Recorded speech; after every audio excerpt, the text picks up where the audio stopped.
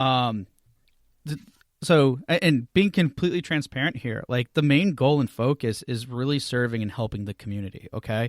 And then secondary, and completely honest here, like I knew it could be really potentially helpful for my business, my indie game marketing business, Rengen Marketing.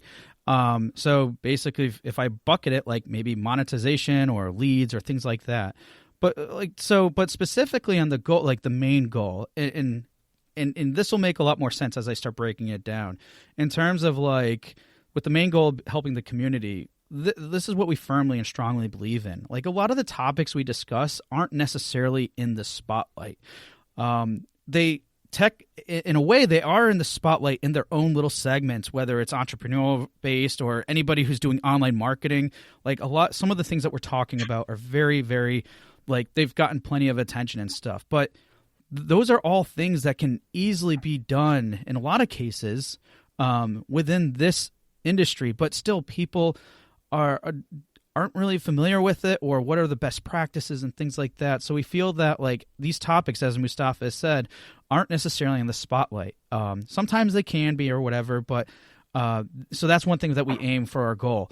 And sometimes they're mentioned, but they're in a type of conversation with someone or coverage in an article that's less focused. Like it might just be mentioned. So again, we just having that spotlight, and that's really our goal, because that's where we see the biggest need and the help from our perspective for this industry. And then monetization.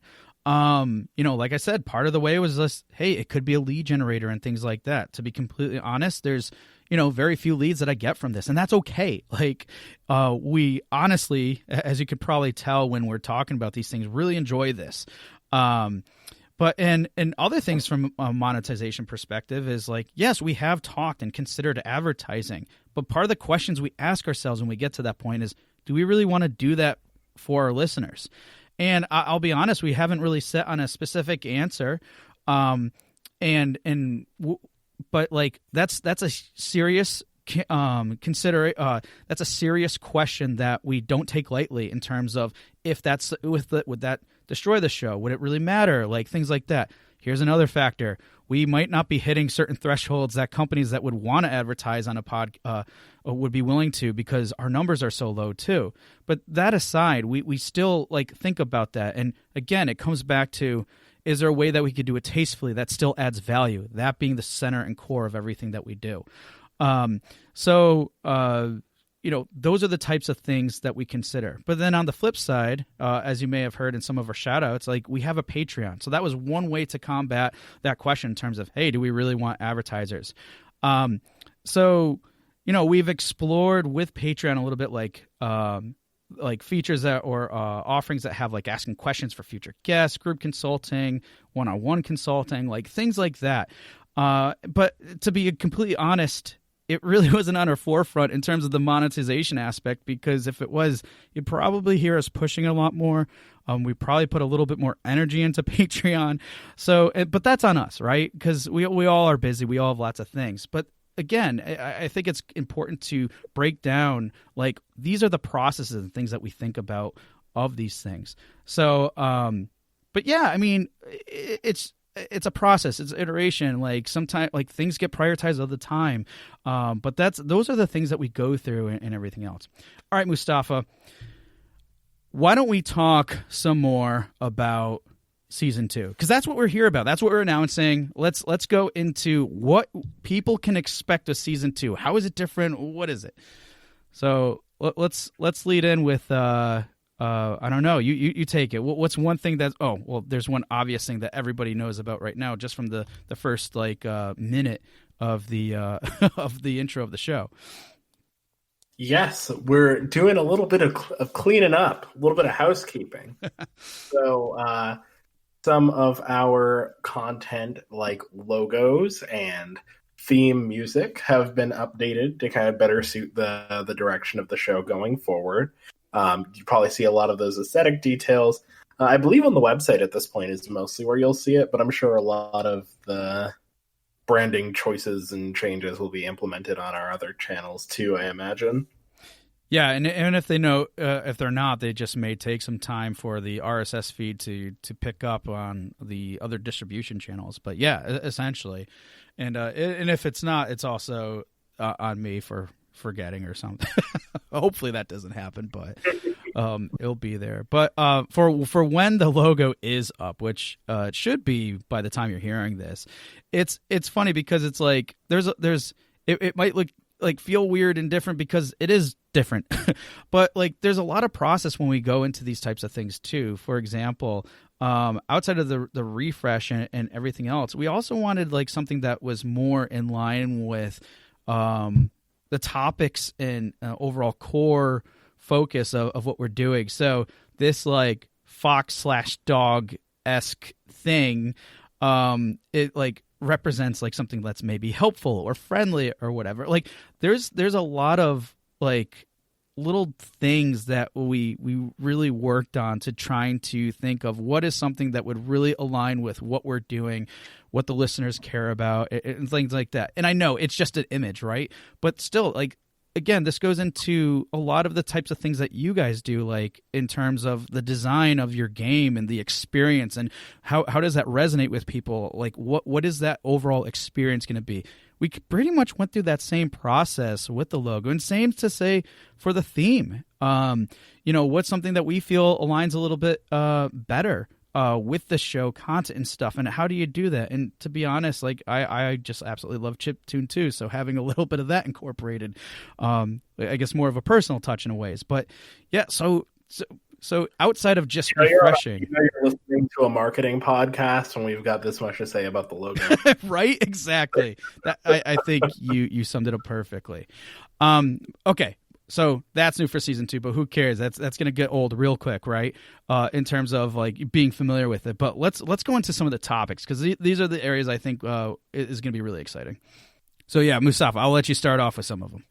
Yeah, sounds good to me. So we've been exploring. I mentioned earlier how much I loved some of the special episode formats, and certainly they require enough work where we wouldn't be able to pull them off every time. But we have been talking about different ways to kind of mix up our approach to episodes overall, particularly ways in which we can introduce specials that still, allow us to schedule with guests, but perhaps allow us to do a little bit more theming, a little bit more blocking for certain units and things like that. So to give an example, last episode we did kind of a deeper dive into developing an audience, or finding a target audience. That's an example of something that we want to do a lot more going forward. In our interviews, we kind of talk about things that you should do, right? Like that's a lot of what we discuss, particularly when we have guests, because they're saying, well, what allowed me to get to the point where I'm at is making this choice. But a lot of the time, it's kind of an easier said than done situation. Where having an idea of where you're headed is important, but understanding how to get there is equally important. So we're approaching deep dives / masterclass style topics as a bit more of an option for special episodes here and there.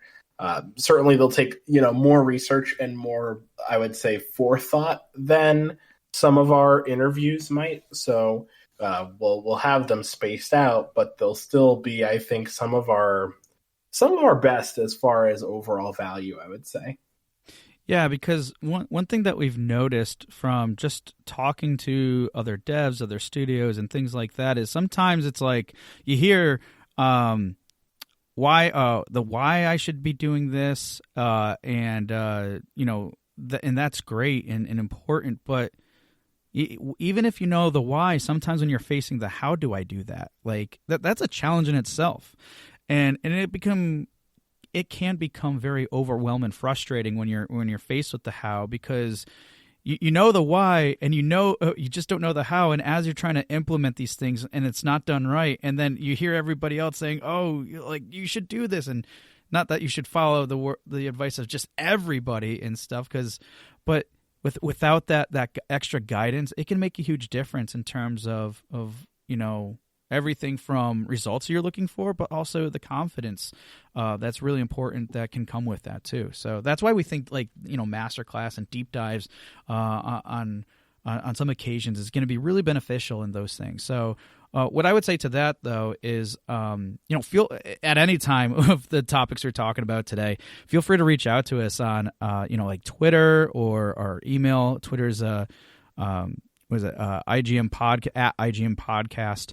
And if there are specific like masterclass style like topics you would love us to cover, just give us a shout out, because that way we can have a little bit more insight in terms of what's really going to provide the best value for you. But otherwise, we'll do our best job to do other things too. Because if it's not something that we necessarily have the expertise on, that gives us a good direction for guests we might want to have to help us cover that. Yeah, exactly. So another style though of topic that we're thinking or format is actually an interview consulting style.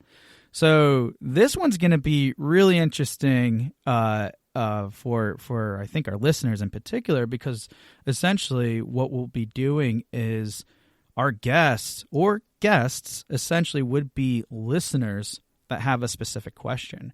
So we would, as long as they come forward and are okay with being interviewed and then being broadcast on the show, we would have answer guest questions and have that as like kind of a almost live approach to problems that your peers, your colleagues and everything, fellow listeners are having. And again, it goes back to what I was saying earlier about the breadth of the types of guests that we have on the show. This is putting you in the position of someone else that is in the same spot as you to some degree, not everybody, obviously. So it gives you a little bit more insight in terms of an understanding of, hey, how are there ways that I can approach my problems and come up with solutions for that? So that's one thing we're looking to achieve with interview consulting style episodes. So it may be just one listener, it may be 3 listeners, but having a format like that, I think could be really cool and interesting and honestly probably a little bit more fun, something different like you've mentioned before, some of the other episodes that we've done. And Mustafa, what are some other general topics? When I say general, I mean just not as focused as like the masterclass or deep dive that we're thinking of that kind of mix things up a little bit than what we have done in the past.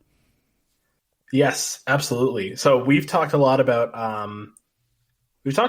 like contractors, for instance, from the side of the person hiring, specifically as far as like developers or independent developers.